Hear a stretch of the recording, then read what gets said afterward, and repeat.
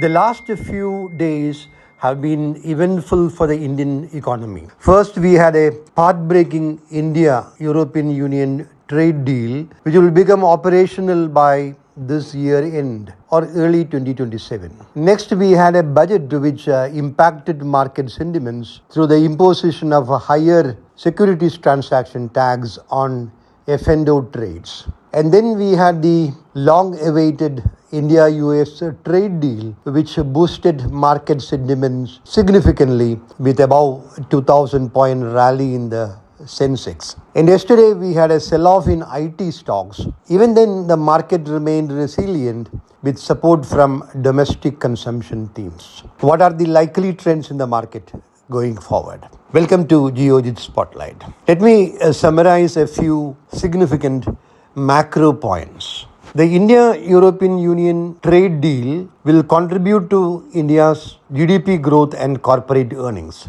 I had already explained this in a detailed separate video.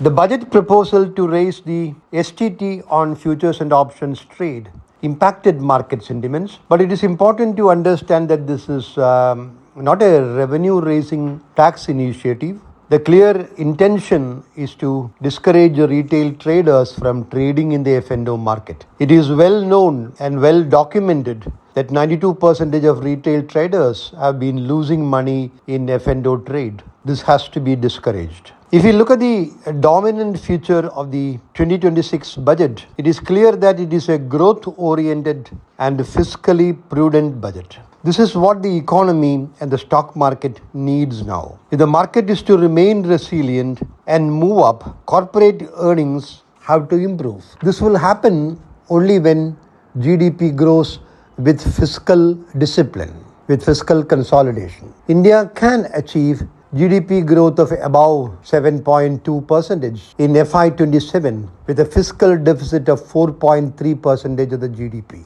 This will deliver corporate earnings growth of above 16% in an optimistic scenario in FY27. From investors' perspective, this is what matters and not hike in STT on F&O trades. Now coming to the US-India trade deal, even though this has been delayed for long, it has come as a good deal for India with 18% tariffs, which is lower than the tariffs imposed on Brazil, China, Pakistan, Sri Lanka, Myanmar, Vietnam, etc. The 0% duty on US exports to India is the same for other countries also. Therefore, it is not going to flood India with US goods. Earlier also, we had only very low duty on US imports to India, and imports did not explode. Of course, the imports of certain items like, let us say, Harley Davidson motorcycles and certain categories of automobiles will increase, but there will be a numbers gap, a maximum quota for the imports of these goods. India's agriculture, particularly cereals and dairy, are outside the deal. This is important. This is the same as in the case of the trade deals with the European Union, UK, New Zealand, etc. In short, the uncertainty is over for now.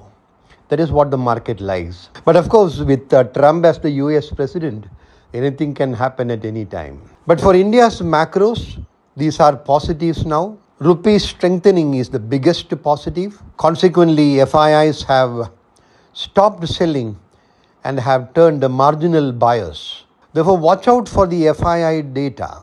If the FIIs turn buyers, that will be a big positive for the markets. Focus on domestic consumption stocks. Best wishes.